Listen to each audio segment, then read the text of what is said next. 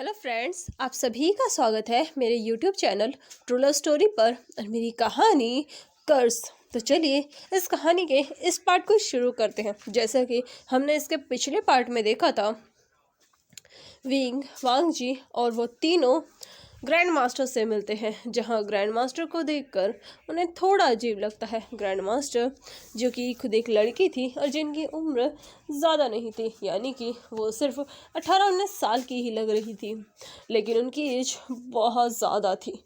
वो उनके साथ बैठी हुई थी डाइनिंग हॉल में, आराम से वो लोग खाना खा रहे थे।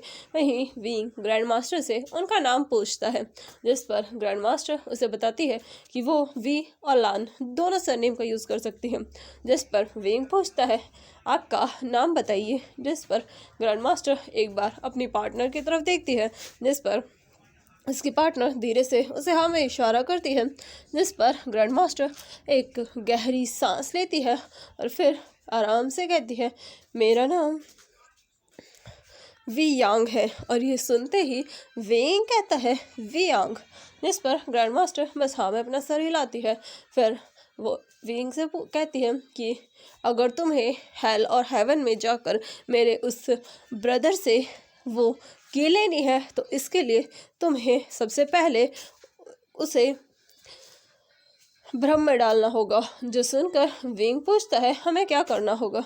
जिस पर ग्रैंड मास्टर उन लान्स की तरफ देखती है, यानी कि लान वांग जी की तरफ, हांगुंग चुन की तरफ और एम्पर लान वांग जी की तरफ, लान जान की तरफ। ये देखकर उन तीनों को थोड़ा अजीब लगता है। ग्रैंड मास्टर हल्का सा उनकी तरफ झुक कर कहती है, तुम तीनों काफ़ी ब्यूटीफुल हो। और ये सुनते ही वो तीनों एक दूसरे की शक्ल देखते हैं। विंग कहता है, आप बताइए हमें क्या करना होगा। जिस पर ग्रैंड मास्टर आराम से कहती है, मेरे भाई को अय्याशियों का कुछ ज़्यादा ही शौक है, उसे ब्यूटीफुल लोग कुछ ज़्यादा ही पसंद है। और ये बोलकर वो उन तीनों की तरफ देखकर एक स्माइल करती है। वहीं उसकी स्माइल को देखकर एम्पर विभूषण कहते हैं, आप कहना चाहती हैं कि हमें उनके लिए किसी ब्यूटी को भेजना चाहिए। जिस पर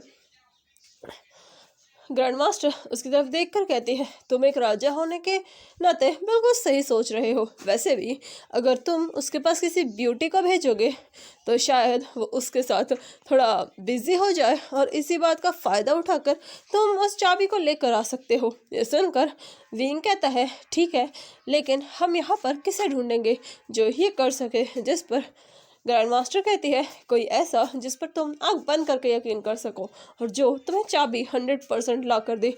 क्योंकि अगर तुमने किसी ऐसे को भेजा जिस पर तुम ज़्यादा यकीन नहीं कर सकते तो उसे वो अपनी ही बातों में फंसा लेगा। ये सुनकर विंग कहता है, ठीक है। और फिर विंग कुछ सोचने लगता है। तभी एम्पर विभूषण और विभूषण जो कि जांग सेक्ट से बिलोंग करता है, और वहीं विंग, उन तीनों की नज़र भी अचानक उन तीनों लांस पर जाती है और वो उन्हें देखने लगते हैं। फिर वो ग्रैंड मास्टर की तरफ देखते हैं, जिस पर ग्रैंड मास्टर कहती है, मुझे इस तरीके से मत देखो। मैं तुम्हें लोग तो सजेस्ट कर सकती हूँ, लेकिन वो तुम्हारी बात मानेंगे या नहीं ये तुम पर है। जिस पर विंग कहता है, क्या आप ये कह रही है कि हम लानजान को वहाँ भेजें। जिस पर ग्रैंड मास्टर कहती है, एक को भेजना खतरनाक हो सकता है। फिर वो उन तीनों की तरफ देखकर कहती है, अगर तुम इन तीनों को भेजो तो ज़्यादा बेटर होगा। जो सुनते ही वो तीनों चौंक जाते हैं। तभी एम्पर लान वांग जी उठकर कहते हैं, हम नहीं जाएंगे, वैसे भी मैं एक राजा हूँ और इस तरह किसी के पास जाना मेरी शान के खिलाफ है। और वहीं हांगुंग जुन भी उठकर कहते हैं, ये बिल्कुल गलत है, मैं सेकंड लान हूँ और एक प्योर कल्टीवेटर हूँ और मेरे लिए इस तरीके का काम करना बिल्कुल सही नहीं है। वहीं लान वांग जी कहता है, मैं भी ये काम नहीं करूँगा, मेरी भी कोई इज्जत है, कोई रिस्पेक्ट है। और ये बोलकर वो तीनों उठ जाते हैं। देखकर ग्रैंड मास्टर कहते हैं, मैंने तुम्हें रास्ता बता दिया है और जब तुम लोग तैयार हो जाओ वहाँ जाने के लिए तो मुझे बता देना, मैं तुम लोगों को वहाँ पहुँचा दूँगी। और ये बोलकर वो अपनी जगह से उठकर वहाँ से निकल पड़ती है। वहीं मास्टर उसे जाता हुआ देखती है। फिर वो उन तीनों की तरफ देखकर कहती है, उसने जो कहा है बिल्कुल सही कहा है, तुम्हें जल्द से जल्द ही कुछ करना होगा, क्योंकि तुम्हारे पास ज़्यादा समय नहीं है और अगर सब कुछ हो गया तो फिर तुम्हें कोई नहीं बचा सकता। ये कर्ज फिर से तुम्हारे ऊपर ही रह जाएगा। और ये सुनकर वो तीनों एक दूसरे की तरफ देखने लगते हैं और उसके बाद ग्रैंड मास्टर भी और वहाँ से चली जाती है। उनके जाने के बाद विंग वांग जी की तरफ देखता है, जो कि उसी की टाइमलाइन से बिलोंग करता था। वांग जी विंग को घूरते हुए कहता है, सोचना भी मत विंग। जिस पर विंग कहता है, लांसान मेरी बात सुनो, मैं मानता हूँ कि ये सही नहीं है, अगर मैं ये कर सकता तो मैं पक्का ये करता। जिस पर वांग जी अपने फेस को टर्न कर लेता है। तभी विंग कहता है, ठीक है तुम अकेले मत जाना, मैं भी तुम्हारे साथ चलूँगा। ये सुनते ही वांग जी कहता है, क्या बकवास कर रहे हो। जिस पर विंग कहता है, मैं तुम्हें इस तरीके से अकेले नहीं छोड़ सकता, और अगर तुम जाओगे तो मैं भी तुम्हारे साथ जाऊँगा, हम दोनों साथ में जाएंगे, इसीलिए तुम फिक्र मत करो, मैं तुम्हें किसी भी मुसीबत में अकेला नहीं छोड़ूंगा। अगर तुम उसके पास जाओगे तो मैं भी जाऊंगा, वैसे भी मैं भी काफ़ी ब्यूटीफुल हूँ। और ये बोलकर वो वांग जी की तरफ देखकर एक प्यारी सी स्माइल करता है। वहीं दूसरी तरफ वुशान भी हंगुंग जुन की तरफ देखता है। हंगुंग जुन वुशान को घूरने लगते हैं, जिस पर वुशान हंगुंग जुन का हाथ पकड़ता है। हंगुंग जुन की आंखें बड़ी बड़ी हो जाती हैं और ये देखकर वुशान बड़े आराम से कहता है, मुझे पता है हमारी इतनी बनती नहीं है और शायद हमारे बीच में इतनी बातें भी नहीं हुई हैं, लेकिन फिर भी प्लीज़ मुझ पर यकीन रखो, मैं तुम्हें कुछ भी नहीं होने दूंगा। और अगर तुम्हें अकेले जाने में अजीब लग रहा है तो मैं भी तुम्हारे साथ चलूँगा, मैं तुम्हें इस मुसीबत में अकेला नहीं छोड़ने वाला। जिस पर हंगुंग जुन कहते हैं, मैं वहाँ नहीं जाऊँगा। जिस पर विंग फिर से हंगुंग जुन का हाथ टाइटली पकड़ के कहता है, प्लीज़ मान जाओ ना लांसान, मेरे साथ चलो ना, वैसे भी तुम इतने ज़्यादा ब्यूटीफुल हो कि तुम्हारी ब्यूटी देखकर वो पहले ही पिघल जाएगा। और ये बोलकर वो हंगुंग जुन को मनाने लगता है और मनाते मनाते ही वुशान हंगुंग जुन को हक कर लेता है। हंगुंग जुन की आंखें बड़ी बड़ी हो जाती हैं। वहीं विंग उनके चिक्स पर किस करता है। हंगुंग जुन उसे घूरने लगते हैं। तभी विंग प्यार से कहता है, मान जाओ ना लांसान। यह देखकर वांग जी गहरी सांस लेता है और फिर विंग को थोड़ा खुद से दूर करने लगता है, लेकिन जब विंग नहीं छोड़ता तो वांग जी कहता है, मुझे थोड़ा मौका तो दो। जिस पर विंग कहता है, मौका दे रहा हूँ लांसान, लेकिन तुम इस तरीके से बिहेव कर रहे हो, प्लीज़ मान जाओ ना। जिस पर वांग जी कहता है, ठीक है। देखकर विंग काफ़ी खुश होता है और एक्साइटेड में वो वांग जी को और भी टाइटली हक कर लेता है। अपने हाथों को उसके कंधों के चारों तरफ रैप करता है, टाइटली हक करता है, गाल पर किस करता है। वांग जी पूरी तरीके से शॉक था और विंग काफ़ी खुश था। विंग ने वांग जी को हक कर रखा था। वहीं दूसरी तरफ एम्पर विभूषण एम्पर लान वांग जी की तरफ देखते हैं। लान वांग जी जिसकी अकड़ अभी भी बिल्कुल कम नहीं हुई थी, एम्पर विभूषण उसके पास जाकर कहते हैं, एम्पर लानजान आपको ये बात मान लेनी चाहिए। जिस पर एम्पर लान वांग जी गुस्से से कहते हैं, तुम कहना क्या चाहते हो, मैं वहाँ किसी लड़की की तरह जाऊँ और उस इंसान को रिझाऊं। जिस पर विंग कहता है, वो कोई इंसान नहीं है, वो एक गॉड है। जिस पर एम्पर लान वांग जी कहते हैं, भले ही वो एक गॉड हो, लेकिन फिर भी मैं ऐसी कोई हरकत नहीं करने वाला। जिस पर एम्पर विभूषण उन्हें समझाने की कोशिश करते हैं, लेकिन एम्पर लान वांग जी जो कि काफ़ी स्ट्रिक्ट थे, गुस्से में थे, उनकी बात नहीं सुनते, उन्हें गुस्से से देखने लगते हैं, उन पर गुस्सा भी करते हैं। और ये देखकर एम्पर विभूषण उन्हें और भी प्यार से मनाते हैं, लेकिन एम्पर लान वांग जी उनकी एक नहीं सुनते। ये देखकर एम्पर विभूषण को गुस्सा आता है। वो अपने एक हाथ को एम्पर लान वांग जी के वेस्ट में डालते हैं, उन्हें एक झटके से अपने करीब खींचते हैं। एम्पर लान वांग जी शौक होकर एम्पर विभूषण को देखते हैं। वहीं एम्पर विभूषण एम्पर लान वांग जी के चिक्स को टाइटली ग्रैब करता है और उनकी आंखों में आंखें डालकर कहता है, तुमने सोचा कैसे कि तुम वहाँ अकेले जाओगे, मैं तुम्हारे साथ जाऊँगा, और हाँ तुम वहाँ उसे रिझाओगे ज़रूर, लेकिन मैं उसे तुम्हारे करीब भी नहीं आने दूँगा। ये सुनकर एम्पर लान वांग जी उनके हाथों को हटाते हुए कहते हैं, मेरा फेस छोड़ो, ये किस तरीके की हरकत है, तुम मुझे इस तरीके से नहीं छू सकते। जिस पर विंग उन्हें एम्पर विंग विभूषण उन्हें और भी टाइटली ग्रैब करके कहते हैं, तुम्हें इस तरीके से छूने का हक सिर्फ मेरा है, क्या तुम्हें दिखाई नहीं दे रहा? तुम मेरे सोलमेट हो और तुम चाहकर भी मुझे दूर नहीं जा सकते। जिस पर एम्पर लानवांग जी कहते हैं, छोड़ो मुझे। लेकिन एम्पर विवुशान उसके उन चेहरे जैसे लिप्स को टाइटली ग्रैब करते हैं और उसे एक फोर्स किस करते हैं, जिस पर एम्पर लानवांग जी की आंखें तो बड़ी बड़ी हो जाती है, साथ में उन दोनों लानवांग जी की भी आंखें बड़ी बड़ी हो जाती हैं।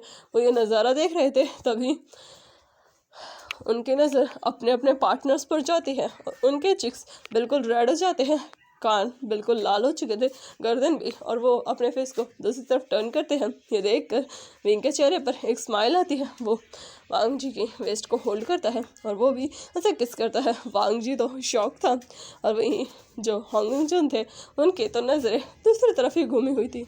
वो तो ये सब देख ही नहीं रहे थे, लेकिन विंग उन्हें हक करके खड़ा था। विंग भी ये सब नहीं देख रहा था, उन दोनों का अलग ही मूवमेंट चल रहा था। वो लोग एक दूसरे को बहुत पैशनेटली किस करते हैं और फिर एक दूसरे से अलग होते हैं। और उसके बाद एम्पर विवुशान देखते हैं कि यहाँ कुछ और ही चल रहा है, इसलिए वो एम्पर लानवांग जी का हाथ पकड़ते हैं, उन्हें अपने साथ ले जाते हुए कहते हैं, चलो मेरे साथ, मुझे तुमसे कुछ ज़रूरी बात करनी है। और हाँ, तुम वहाँ जा रही हो लेकिन अकेले नहीं, मैं भी तुम्हारे साथ जाऊँगा। और ये बोलकर वो एम्पर लानवांग जी के हाथ को टाइटली ग्रैब करके उसे अपने साथ ले जाते हैं। एम्पर लानवांग जी तो अभी भी सदमे में थे, आखिर उनके साथ हुआ क्या? अभी अभी उनकी किसी ने फर्स्ट किस चुरा ली, नहीं, उनके एनिमी ने उनकी फर्स्ट किस चुरा ली और एम्पर लानवांग जी बस देखते ही रह गए हैं। वहीं वांग जी जो कि मॉडर्न वर्ल्ड का था, उसे विंग रिलीज़ करता है उसके लिप्स को और फिर उसे अपने साथ ले जाते हुए कहता है, चलो लानजान, वैसे भी ये जगह अभी ठीक नहीं है। और ये बोलकर वो वहाँ से चले जाते हैं। तभी विंग वांग जी से अलग होता है हांगुंग जुन से और वो आसपास देखकर कहता है, ये लोग कहाँ गए? जिस पर हांग जी अपने फेस को दूसरी तरफ टर्न करके कहता है, वो लोग यहाँ से जा चुके हैं। जिस पर विंग वांग जी के हाथ को पकड़ कर कहता है, चलो हांगुंग जुन।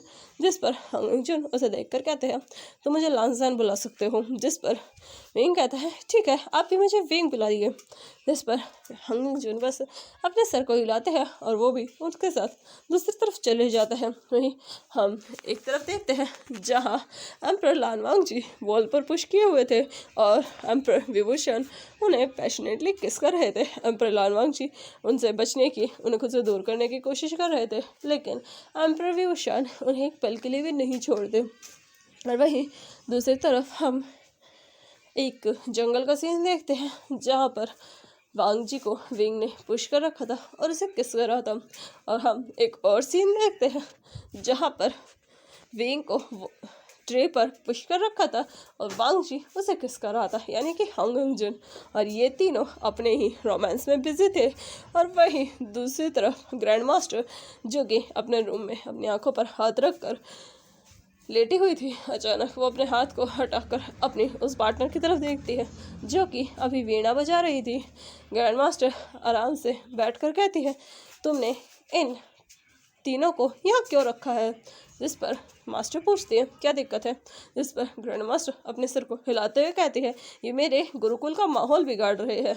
ये सुनकर मास्टर को हंसी आ जाती है और वो ग्रैंड मास्टर की तरफ देखती है, जिस पर ग्रैंड मास्टर के भी चेहरे पर एक स्माइल थी। तभी मास्टर कहती है, क्या तुम उन लोगों को माफ़ कर दोगी? जिस पर ग्रैंड मास्टर कहती है, हाँ, मैं इस मामले में कुछ नहीं कर सकती क्योंकि वो तुम्हारे गुनहगार हैं। अगर तुम उन्हें माफ़ कर दोगी तो फिर मेरा तो कोई बनता ही नहीं है। जिस पर ग्रैंड मास्टर कहती है, जिस पर मास्टर कहती है, लेकिन उनकी वजह से ही तुम्हारी डेथ होगी। जिस पर ग्रैंड मास्टर कहती है, मैं पता नहीं कितने लाखों करोड़ों सालों से ज़िंदा हूँ, अगर मैं आज मर भी गई तब भी मुझे कोई फ़र्क नहीं पड़ता, मुझे कोई तकलीफ़ नहीं होगी। ये सुनकर मास्टर उनके पास आकर कहती है, सच में तुम्हें अपनी लाइफ की बिल्कुल फिक्र नहीं है। ये सुनकर ग्रैंड मास्टर कहती है, भला इस लाइफ को मैं क्या ही करूँगी जो लाइफ दूसरों के लिए प्रॉब्लम बनती है। जिस पर मास्टर कहती है, तुम्हें अपनी लाइफ प्रॉब्लम लगती है। जिस पर ग्रैंड मास्टर कहते हैं मेरा भाई हर जगह तबाही मचा रहा है क्योंकि उसे लगता है कि फादर का सिंहासन मैं लेने वाली हूँ, लेकिन वो इस बात से बिल्कुल अनजान है कि मेरी डेस्टिनी ने ऑलरेडी मेरी डेथ डिसाइड कर ली है। चाहे किसी भी तरीके से हो, मेरी डेथ तो होगी ही ना। और ये सुनकर मास्टर थोड़ा उदास होती है क्योंकि वो दोनों बहुत अच्छे दोस्त थे और कई सालों से साथ में रह रहे थे और कहीं ना कहीं वो दोनों एक दूसरे को पसंद भी करते थे और प्यार भी करते थे। लेकिन एक गॉड थे और एक ह्यूमन, यूँ कहें इमॉर्टल, और एक गॉड और इमॉर्टल का कोई कंपेयर नहीं होता। इसी वजह से दोनों बस दोस्त बनकर ही यहाँ इस गुरुकुल में रह रहे थे। मास्टर उनके पास आकर बैठ जाती है। तभी ग्रैंड मास्टर कहती है वैसे तुम्हें लगता है कि वो लोग मेरे भाई से उस की को ले पाएंगे?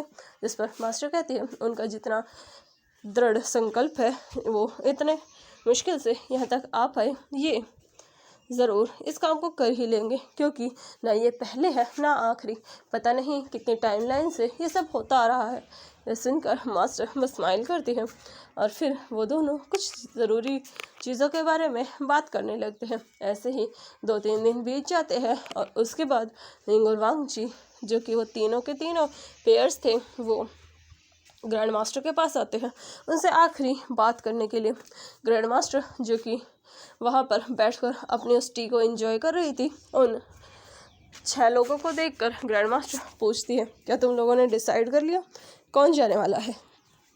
जिस पर एम्पर विभूषण आगे आकर कहते हैं ग्रैंड मास्टर माफ़ कीजिए लेकिन मैं अपने पार्टनर को अकेला नहीं भेज सकता, मैं उसके साथ जाऊंगा। ये सुनकर ग्रैंड मास्टर कोई जवाब नहीं देती। तभी हंग जुन आगे आकर कहते हैं मैं अकेला जाऊंगा। जिस पर विंग आगे आकर कहता है नहीं, हंग जुन अकेले नहीं जाएंगे, मैं उनके साथ जाऊंगा, मैं उन्हें अकेला नहीं छोड़ सकता।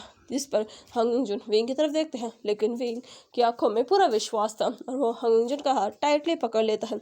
हंग जुन भी फिर प्रोटेक्ट नहीं करते। तभी वुशियान भी आगे आकर कहता है मैं अपने पार्टनर को अकेले नहीं भेजने वाला, मैं भी वांगजी के साथ जाऊंगा। और वो 6 के 6 लोग डिसाइड करते हैं कि वो अपने पार्टनर को अकेला तो नहीं छोड़ेंगे क्योंकि इतने टाइम में उन लोगों को एक दूसरे की फीलिंग रियलाइज़ हो चुकी थी कि वो एक दूसरे से प्यार करते हैं और वो अपने इस प्यार को एक मुकाम देना चाहते थे। वहीं ये सब देखकर ग्रैंड मास्टर कहती है तो मतलब तुम 6 के 6 लोग उस जगह जाओगे? जिस पर वो सब हाँ में सर हिलाते हैं। जिस पर ग्रैंड मास्टर कहती है ठीक है लेकिन वहाँ जाने से पहले तुम्हें अपने कपड़े बदलने पड़ेंगे। जिस पर वो अपने आप को देखते हैं क्योंकि उन्होंने वही कपड़े पहने थे जो उन्हें पहनने थे। तभी ग्रैंड मास्टर अपने हाथ को घुमाती है और अचानक उन सब के कपड़े फीमेल के कपड़ों के साथ चेंज हो जाते हैं और ये देखकर विंग ज़ोर से चिल्लाता है ये आपने क्या किया? वहीं एम्पर विंग भी ज़ोर से चिल्लाते हैं ये क्या है? और वहीं वांगजी कहता है हमारे कपड़े। और वहीं हंग जुन कहते हैं ये कपड़े कैसे हैं? तभी लांजान कहता है हाँ ये क्या है? और उन 6 लोगों के इस तरीके की बातें सुनकर ग्रैंड मास्टर अपने कान पर हाथ रखकर कहती है कितना ज़्यादा चिल्लाते हो तुम लोग। जिस पर वो लोग कहते हैं आपने हमारे कपड़े क्यों बदले? जिस पर ग्रैंड मास्टर कहती है क्योंकि वहाँ तुम इन कपड़ों में नहीं जाने वाले और तुम्हें यही कपड़े पहनने पड़ेंगे। और फिर वो उन्हें एक मिरर दिखाती है जहाँ उन लोगों के फेस पर थोड़ा बहुत मेकअप हो चुका था और अब वो बिल्कुल किसी लड़की की तरह लग रहे थे लेकिन बहुत ज़्यादा खूबसूरत। और ये देखकर ग्रैंड मास्टर कहती है वैसे एक बात तो माननी पड़ेगी, तुम सच में बहुत खूबसूरत हो। ये सुनकर उन लोगों की आंखें इधर उधर घूमने लगती हैं जैसे कि ये काफ़ी अजीब हो क्योंकि उन्होंने लड़की के कपड़े पहने थे और ये कपड़े सच में बहुत अजीब थे। वो लोग अपने कपड़ों को थोड़ा बहुत खींच रहे थे ताकि कहीं कहीं से कवर कर सके क्योंकि उनके कपड़े हल्के हल्के फटे हुए थे जिससे उनकी कुछ बॉडी रिवील हो रही थी। ग्रैंड मास्टर कहती है कि तुम लोगों को डांस आता है? जो सुनकर वो 6 के 6 लोग कहते हैं कि डांस भी करना होगा। जिस पर ग्रैंड मास्टर कहती हैं मनोरंजन के लिए डांस ज़रूरी है। फिर वो चुटकी बजाती है। तभी वहाँ पर कुछ लड़कियाँ आती हैं जो कि उन्हें डांस की पोजीशन दिखाती हैं। ये देखकर ग्रैंड मास्टर कहती है इनकी कॉपी करो। जो सुनकर वो लोग एक दूसरे की तरफ देखते हैं लेकिन ना चाहते हुए भी कॉपी करने लगते हैं क्योंकि कर्ज तोड़ने के लिए ये सब तो करना ही पड़ेगा। वो लोग उस डांस की कॉपी करते हैं जो कि एंशियंट डांस था। वो उससे डांस को करने की कोशिश करते हैं। ये बटरफ्लाई डांस था जो कि नॉर्मली लड़कियां करती थी। वो लोग इस डांस को बहुत ही इजीली परफॉर्म करने की कोशिश कर रहे थे, लेकिन उनसे हो ही नहीं रहा था। ये देखकर ग्रैंड मास्टर कहती है, अगर तुम इस तरीके से डांस करोगे तो वो तो तुम पर फिदा हो लिया। और ये बोलकर वो वहाँ से जाते हुए कहती है, तुम लोग कुछ नहीं कर सकते। तभी वहाँ पर मास्टर आती है और ये देखकर कहती है, ये क्या हो रहा है। जिस पर विंग कहता है, ग्रैंड मास्टर हमें डांस सिखा रही है ताकि हम हेवन में जाकर डांस कर सके। ये देखकर मास्टर को हंसी आती है और वो ग्रैंड मास्टर को देखकर कहती है, तो तुम अभी ने डांस सिखा रही हो। जिस पर ग्रैंड मास्टर बस अपनी आंखें घुमाती है। जिस पर मास्टर कहती है, रुको मैं तुम्हें डांस सिखाती हूँ। ये सुनकर ग्रैंड मास्टर कहती है, तुम सिखाओगी। जिस पर मास्टर बस हाँ में सर हिलाती है। ग्रैंड मास्टर फिर से अपनी जगह पर बैठ जाती है और आराम से अपनी चिन के नीचे हाथ रखकर ग्रैंड मास्टर का डांस देखने का वेट करती है। तभी ग्रैंड मास्टर एक रिबन उठाती हैं और उसी के सहारे डांस करने लगती है। उनका डांस इतना ज़्यादा ब्यूटीफुल था जिसे देखकर सब लोग बस अपनी आहें भर रहे थे। सभी स्टूडेंट्स इकट्ठा हो चुके थे। ग्रैंड मास्टर के डांस की जैसे आसपास फूल गिरने लगे थे, यहाँ तक कि कुछ पत्तियां भी झड़ने लगी थी। और ये डांस इतना ज़्यादा खूबसूरत था कि सब लोग बस उन्हें एकटक निहारे जा रहे थे। ग्रैंड मास्टर डांस करते करते हवा में उड़ने लगती है। उनके कपड़े जो कि हवा में बहुत ही खूबसूरती से लहरा रहे थे। उनके डांस का हर एक स्टेप बहुत ही परफेक्ट था और काफ़ी ब्यूटीफुल लग रहा था। वहीं ग्रैंड मास्टर जो कि शांति से बस मास्टर का डांस देख रही थी, उनके एक एक स्टेप को देख रही थी। तभी ग्रैंड मास्टर अपना डांस रोकती है और सभी स्टूडेंट्स उनके लिए ज़ोरदार क्लैपिंग करने लगते हैं। मास्टर सबको ग्रीट करती है और फिर सारे स्टूडेंट्स अपने अपने काम में वापस लग जाते हैं। मास्टर विंग और वांग जी की तरफ देखकर कहते हैं, अब तुम सब भी इस तरीके से ही डांस करो। वो लोग भी इसकी प्रैक्टिस करने लगते हैं। मास्टर जाकर ग्रैंड मास्टर के पास बैठ जाती हैं। ग्रैंड मास्टर धीरे से कहती है, तुम बहुत अच्छा डांस करती हो। इस पर मास्टर कोई जवाब नहीं देते और ग्रैंड मास्टर के होठों पर भी एक मुस्कान थी। वो लोग कुछ दिन प्रैक्टिस करते हैं और काम चलाओ डांस सीख लेते हैं, क्योंकि परफेक्शन के लिए तो उन्हें बहुत मेहनत करनी थी, लेकिन अभी सिर्फ काम चलाओ ही चलता। फिर वो मास्टर की तरफ देखकर कहते हैं, हमने डांस की प्रैक्टिस कर ली। इस पर ग्रैंड मास्टर कहते हैं, अगर वहाँ तुम्हें वाइन सर्व करने के लिए कहा जाए तो बिल्कुल नज़ाकत से करना। ये सुनकर विंग कहता है, हम इस वाइन को उसके सर पर नहीं मार सकते। जिस पर ग्रैंड मास्टर कहती है, अगर तुमने ऐसा किया तो वो तुम्हें एक ही बार में राख में बदल देगा। ये सुनकर विंग कहता है, ठीक है। फिर मास्टर एक छोटा सा दरवाज़ा बनाती है ग्रैंड मास्टर, और उस दरवाजे को क्रिएट करने के बाद कहती है, ये दरवाज़ा सीधा तुम्हें हेवनली गार्डन में लेकर जाएगा। ये सुनकर विंग कहता है, क्या हमें हेवनली गार्डन जाना होगा? क्या हम हेवनली पैलेस नहीं जाएंगे? जिस पर ग्रैंड मास्टर कहती है, नहीं, तुम हेवनली पैलेस नहीं जाओगे। और ये बोलकर वो उन्हें उस गेट को खोलकर कहती है, हेवनली गार्डन में तुम्हें कुछ लड़कियां मिलेंगी जो कि फूल चुन रही होंगी। तुम्हें उन्हीं के साथ मिलकर फूल चुनने होंगे और फिर उन्हीं के साथ तुम्हें अंदर जाना होगा। उन लड़कियों को तुम ये टोकन दिखा देना, वो तुम्हें अंदर लेकर जाएंगी। ये बोलकर वो उन्हें एक टोकन देती हैं और फिर वो लोग वहाँ से चले जाते हैं। विंग और वांग जी और वो 6 के 6 लोग सीधा उस गेट से होते हुए अंदर जाते हैं। अंदर का नज़ारा बहुत खूबसूरत था। हर चीज़ बहुत ज़्यादा ब्यूटीफुल थी। परियां आसमान में उड़ रही थी, कुछ फेरीज जो कि फूल चुन रही थी, कुछ गार्ड्स खड़े थे और भी बहुत ही खूबसूरत चीज़ें थी। आसमान में इतने सारे रेनबो बने हुए थे। हर एक चीज़ ऐसी थी जैसे कि सपनों की दुनिया हो। वो लोग उसी गार्डन में जाते हैं जहाँ पर ग्रैंड मास्टर ने कहा था। वो लोग एक टोकरी उठाते हैं जो कि उन्हें मैजिक के जरिए इजीली मिल जाते हैं। टोकरी को लेकर वो लोग वहाँ से थोड़े थोड़े फूल चुनने लगते हैं, एक एक फूल इकट्ठा करते हैं और उससे उस टोकरी को भर लेते हैं। तभी उनमें से एक फेरी उनसे पूछती है, तुम लोग कौन हो? जिस पर विंग उन्हें वो टोकन दिखाता है, जो देखकर वो फेरी हल्की सी स्माइल करके कहती है, तो तुम हमारे महाराज की खिदमत में आई हूँ। ये बोलकर वो अपने फेस को हल्का सा ढककर हंसने लगती हैं।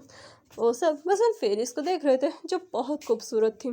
फिर वो लोग वहाँ से उन्हें लेकर जाते हैं। एक फेरी वांग जी से कहती है तुम काफ़ी खूबसूरत हो, जिस पर वांग जी बस हल्की सी स्माइल करता है। तभी वो फेरी कहती है हमारे महाराज तुम्हारी खूबसूरती देखकर पक्का तुम्हारी तरफ अट्रैक्ट होंगे। तभी एक फेरी एम्परर विभूषण के पास जाकर कहती है तुम्हारे होठों के नीचे का तिल बहुत खूबसूरत है, महाराज को ये ज़रूर पसंद आएगा। तभी एक और फेरी एम्परर लान वांग जी के पास जाकर कहती है तुम्हारी वेस्ट काफ़ी थिन है, एम्परर तुम्हें बहुत प्यार करेंगे। और वहीं एक फेरी हंगुंग जुन के पास जाकर कहती है तुम्हारी स्किन कितनी ज़्यादा सॉफ्ट और शाइनी है, पक्का एम्परर को ये बहुत पसंद आएंगी। और तभी एक और फेरी वांग जी के पास जाती है और उसे देखकर कहती है तुम्हारे लेग काफ़ी लॉन्ग है और एम्परर को ये बहुत खूबसूरत लगेंगे। और वो ऐसे ही उनकी तारीफ़ें करने लगती हैं।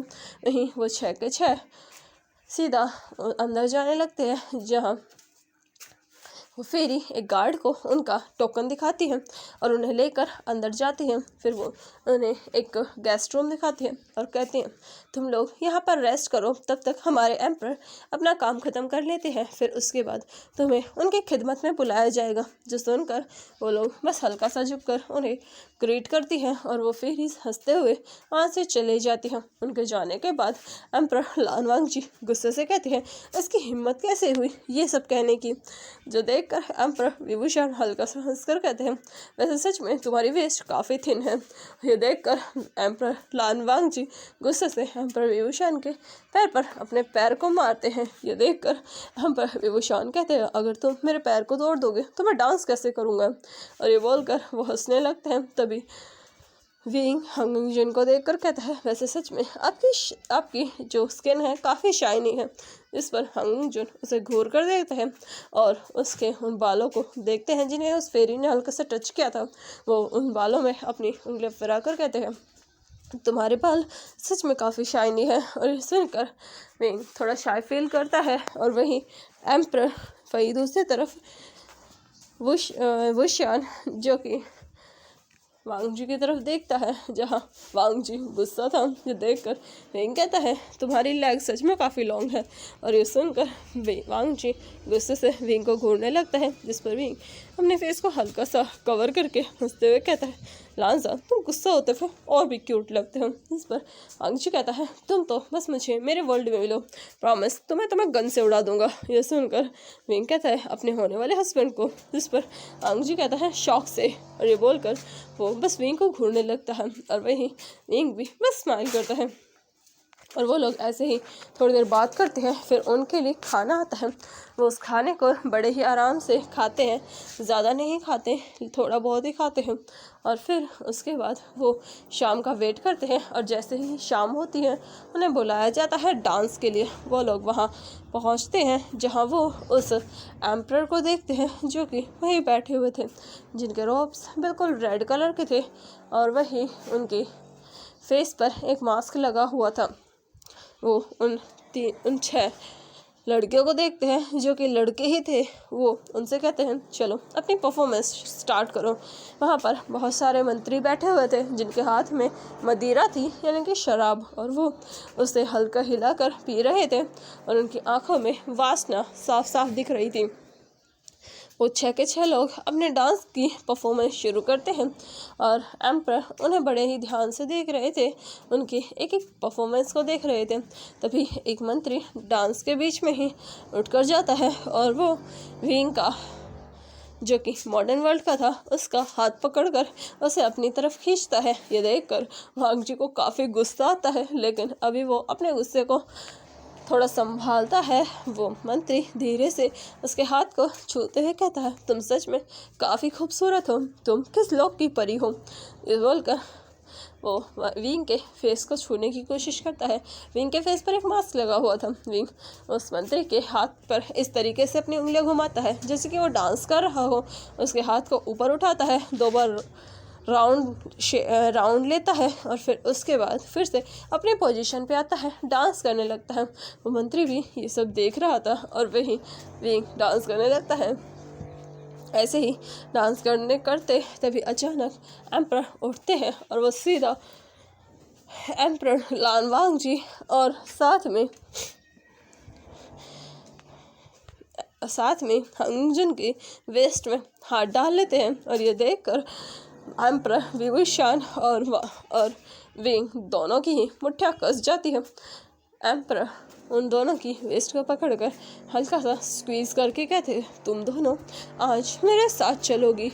और ये बोलकर वो उन दोनों को बहुत ही टाइटली हक करते हैं। एम्परर लानवांग जी का तो मन कर रहा था कि वो अभी इस एम्परर का सर ही उड़ा दें, लेकिन फिर वो हल्का सा हंसकर कहते हैं, जैसी एम्परर की इजाज़त, उनकी वॉइस काफ़ी सॉफ्ट हो गई थी। और वहीं एक मंत्री उठकर एम्परर विभूषण के हाथ को पकड़कर कहता है, आज हसीना तुम्हारी रातें मैं रंगीन करूँगा। और ये बोलकर वो एम्परर विभूषण को अपनी तरफ खींचता है। एम्परर विभूषण उसके पास चले जाते हैं, उसे मदिरा देते हैं और फिर वहीं पर ही बैठकर उसे हल्के हल्के अपने हाथों से छूने लगते हैं। वो मंत्री तो शराब के नशे में पूरी तरीके से धुत हो चुका था। वो लोग फिर अपने काम में लग जाते हैं, सबको बहुत ज़्यादा ड्रिंक कराते हैं। वही एम्परर जो कि एम्परर लानवांग जी और हंगजुन को अपने साथ लेकर गया था, वो दोनों कमरे में जाते हैं। देखते हैं कि वो जो एम्परर था वो एम्परर लानवांग जी और हंगजुन को सीधा बेड पर फेंकता है और उनकी तरफ अपने कपड़े खोलते हुए जाने लगता है।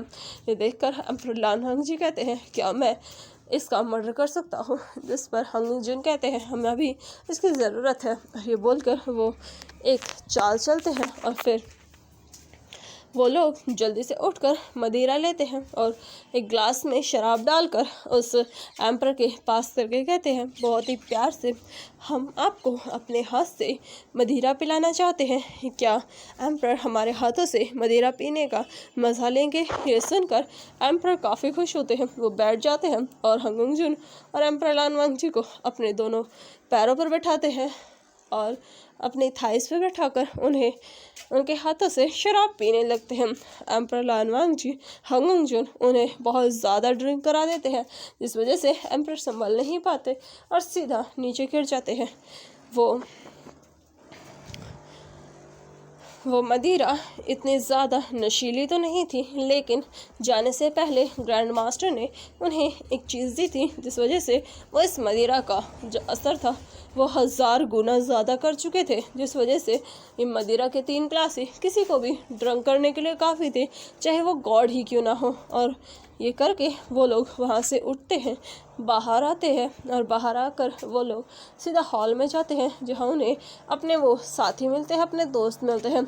एम्परर विभूषण जल्दी से जाकर एम्परर लानवांग जी को हक कर लेते हैं और उसके फेस को टच करके कहते हैं, तुम ठीक हो ना लानजान? जो सुनकर एम्परर लानवांग जी को थोड़ा अच्छा भी लगता है, लेकिन वो अपनी अकड़ कहाँ छोड़ने वाले थे। वो उनके हाथ को झटक कर कहते हैं, ये किस तरीके का बर्ताव है? जिस पर एम्परर विभूषण कहते हैं, बर्ताव नहीं, लेकिन मुझे तुम्हारी बहुत फिक्र हो रही थी, क्या उसने तुम्हारे साथ कुछ किया तो नहीं? अगर उसने कुछ किया होगा तो प्रॉमिस मैं उसका सर काट दूंगा। और ये बोलकर एम्परर विभूषण काफ़ी गुस्से में लग रहे थे। एम्परर लानवांग जी उन्हें समझा कर कहते हैं, पहले हमें चाबी लेनी पड़ेगी। जिस पर हंगजुन अपने पास से एक चाबी निकाल कर कहते हैं, ये चाबी उसके कपड़ों में थी। और ये बोलकर वो उस चाबी को उन्हें देते हैं। वो लोग अब उस तहखाने को ढूंढते हैं। तभी विंग एक मैप निकालता है, जो कि ग्रैंड मास्टर ने ही उसे दिया था। उस मैप के जरिए वो लोग तहखाने की तरफ जाने लगते हैं। तभी रास्ते में उन्हें कुछ सिपाही मिलते हैं। उन सिपाहियों से वो बचते हुए बड़ी मुश्किल से तहखाने के पास पहुंचते हैं, लेकिन वहाँ का नज़ारा देखकर तो लोगों की हवा टाइट हो चुकी थी, क्योंकि तहखाने में बहुत खतरनाक बीस्ट कैद थे, जो कि बहुत देर से बहुत ज़ोर से रोर कर रहे थे और उनकी आवाज़ें इतनी भयानक थी कि उनके कान दर्द करने लगे थे। वहीं एम्परर विभूषण कहते हैं, हमें जल्द से जल्द यहाँ से निकलना होगा। ये बोलकर वो उस जगह को ढूंढने लगते हैं, उन लोगों को जहाँ पर एम्परर मौजूद थे, जो कि हेवन के एम्परर थे। थोड़ी देर ढूंढने के बाद उन्हें एक जेल मिलती है, जहाँ पर 2 लोग कैद थे। विंग वहाँ पर जाकर नॉक करता है। तभी अंदर से किसी की बहुत ही हैवी लेकिन डार्क वॉइस आती है, क्या लेने आए हो तुम यहाँ पर? और इस तरीके से हमें डिस्टर्ब करने की तुम्हारी हिम्मत कैसे हुई।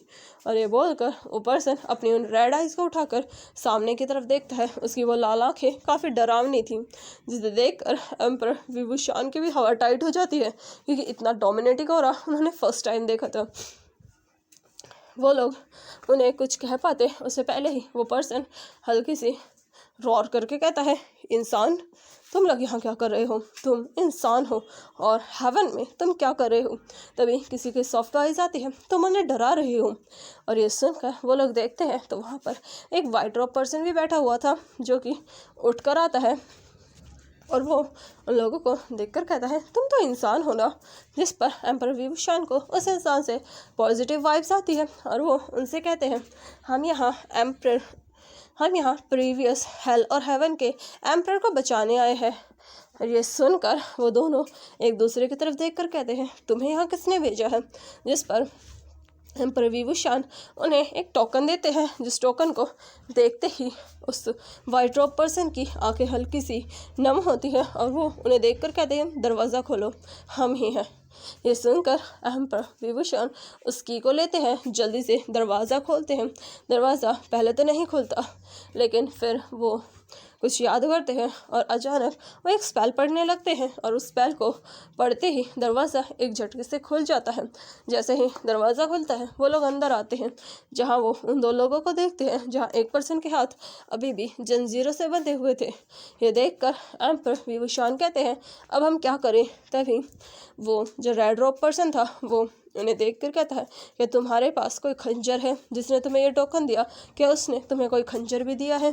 जो सुनते ही उन्हें याद आता है कि हाँ, उन्होंने एक अजीब सा खंजर ज़रूर दिया था।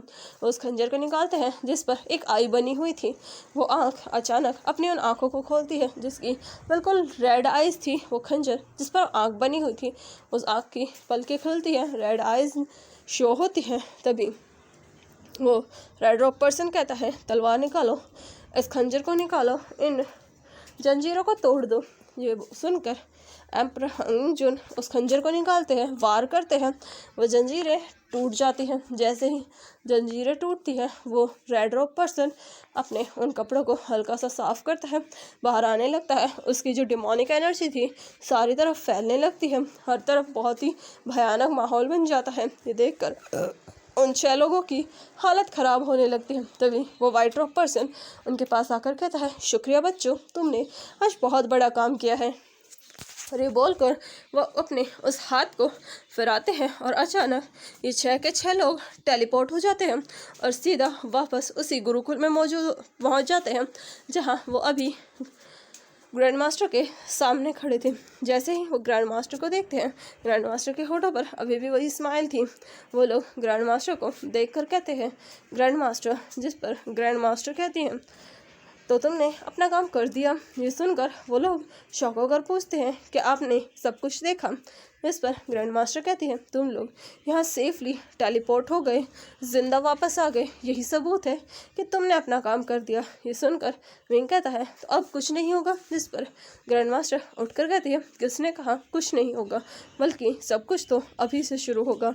और ये सुनते ही वो लोग शॉक हो जाते हैं। तभी ग्रैंड मास्टर एक कदम बढ़ाती है, अचानक उनके वो ब्लैक रोब चेंज हो जाते हैं और उनके रेड रोब आते हैं। तभी ग्रैंड मास्टर उन्हें देखकर कहती है, मैंने तुम्हें अपना ओरिजिनल नेम अभी तक नहीं बताया। ये सुनकर विंग कहता है, आपने बताया आपका नाम विंग है। इस पर ग्रैंड मास्टर हल्का सा हंसकर कहती है, वो तो इसलिए ताकि मैं तुमसे काम करवा सकूं। और ये बोलकर वो उन्हें देखकर कहती है, हेवन के किंग का नाम शिलियन है, और अगर तुम हेल के किंग की बात करो तो उनका नाम वाचिंग है। तो तुम ही बताओ भला उन दोनों के बच्चों का नाम वी से कैसे हो सकता है? ये सुनते ही वेंग कहता है, तो आपका नाम क्या है? जिस पर ग्रैंड मास्टर हल्की सी स्माइल करके कहती है, मेरा नाम वाइंग है। और ये सुनते ही विंग को झटका लगता है। उसे लगा था ग्रैंड मास्टर पक्का उनकी एंसेस्टर होंगी, और वहीं विंग का फेस देखकर ग्रैंड मास्टर हंसते हुए कहती है, तुम्हें लगा कि मैं तुम्हारी एंसेस्टर हूँ? जिस पर विंग थोड़ा उदास होता है। यह देखकर ग्रैंड मास्टर एम्पर विभूषण के पास आकर कहती है, मैं भले ही तुम्हारी एंसेस्टर नहीं हूँ, लेकिन तुम्हारे एंसेस्टर मेरे डिसाइपल्स हैं। और ये बोलकर वो वहाँ से जाते हुए कहती है अब बहुत बड़ी लड़ाई होने वाली है, इसलिए मुझे जाना होगा। तभी मास्टर उनके हाथ को पकड़ कर कहती है अगर तुम्हें कुछ हो गया तो, जिस पर ग्रैंड मास्टर कहती है आधे से ज़्यादा चीज़ें हो चुकी हैं और अब इस लड़ाई को ख़त्म करने का समय आ गया है। और ये बोलकर वो वहाँ से गायब हो जाती हैं और वहीं विंग और वांग जी बाकी सब यहीं के यहीं रुक चुके थे। ऐसे ही 2-3 दिन बीत जाते हैं, किसी को ग्रैंड मास्टर की कोई खबर नहीं आती। यहाँ पर विंग काफ़ी ज़्यादा परेशान हो चुका था। विंग जो कि बैठा हुआ था वो मास्टर से कहता है मास्टर अब प्लीज़ ग्रैंड मास्टर की कोई खबर लेके आइए, हमें वापस ही जाना है और अभी तक कुछ पता नहीं चला है कि सब कुछ ठीक हुआ है कि हमारा कर्ज टूट गया है। और ये बोलकर वो मास्टर की तरफ देखते हैं, इनके चेहरे पर टेंशन साफ साफ नज़र आ रही थी। वो भी कहती है मुझे बेफिक्र हो रही है, मैं इस बारे में पता करने की कोशिश तो कर चुकी हूँ लेकिन अभी तक मुझे भी कुछ पता नहीं चला है, समझ नहीं आ रहा आखिर हेल और हेवन में चल क्या रहा है। ये सुनकर विंग कहता है कि आप ग्रैंड मास्टर से कांटेक्ट नहीं कर पा रही, जिस पर मास्टर कहती है ग्रैंड मास्टर तो पता नहीं कहाँ चली गई हैं, उनके बारे में तो मुझे अभी कोई इन्फॉर्मेशन नहीं मिल रही। और ये बोलकर काफ़ी ज़्यादा परेशान नज़र आने लगती है। तभी अचानक आसमान में एक बहुत बड़ा ब्लास्ट होता है। ये देखकर उन सब की नज़रें वहाँ पर जाती हैं जहाँ अचानक एक पर्सन ज़मीन पर आकर गिरता है, जिसे देखकर सब लोग उस तरफ जाते हैं जहाँ वहाँ पर एक पर्सन पड़ा हुआ था। ये और कोई नहीं बल्कि एम्परर का बेटा ही था और वो अभी ज़मीन पर पड़ा हुआ था। उसकी कंडीशन बहुत ख़राब थी, जैसे उसे बहुत ज़्यादा मारा गया हो। तभी वहाँ पर 3 लोग आते हैं जिनमें एक ग्रैंड मास्टर भी थी और साथ में 2 लोग और थे और वो और कोई नहीं बल्कि हेल और हेवन के एम्परर और एम्प्रेस थी। उन्हें देखकर विंग भी उन्हें ग्रीट करता है क्योंकि कहीं ना कहीं ये हेल और हेवन से ही बिलोंग करते थे। वो लोग वहाँ पर खड़े होकर उस पर्सन को घूरे जा रहे थे। तभी 2 लोग और आते हैं जिन्होंने वाइट और ब्लैक रोब पहने हुए थे। उन्हें देखकर विंग भी हैरान हो जाता है क्योंकि उनके फेशियल एक्सप्रेशन कुछ विंग और वांग जी से मैच कर रहे थे। उनके रोब्स एक लेडी के ब्लैक कलर के थे और एक के वाइट कलर के। इन्हें देखकर विंग को कुछ समझ में नहीं आता। तभी वो लेडी विंग और वांग जी को वहाँ पर नोटिस कर लेती है और उनकी तरफ जाने लगती है, लेकिन तभी वो बीस्ट अचानक से उठकर फिर से अटैक करता है। जो अटैक वो लेडी दोनों की दोनों रोकने की कोशिश करती हैं, लेकिन वो अटैक सीधा ग्रैंड मास्टर को लगता है। ग्रैंड मास्टर 2 कदम पीछे हट जाती है, उनके मुंह से थोड़ा ब्लड भी बाहर आता है, लेकिन फिर भी वो उनके ऊपर वापस अटैक करती है। तो चलिए इसी के साथ मिलते हैं इसके नेक्स्ट पार्ट में, देखते हैं इस कहानी में आगे क्या होगा। वैसे ये कहानी जल्दी ही ख़त्म होने वाली है। आप बताइए नेक्स्ट स्टोरी आपको कौन सी चाहिए। वैसे तो मेरे पास ऑलरेडी रिक्वेस्ट आ चुकी है, लेकिन फिर भी अगर कोई और किसी और तरीके की स्टोरी चाहता है तो मुझे बता सकता है। थैंक यू और प्लीज़ मेरे चैनल को लाइक कीजिए, शेयर कीजिए एंड सब्सक्राइब कीजिए। Thank you, bye bye and take care.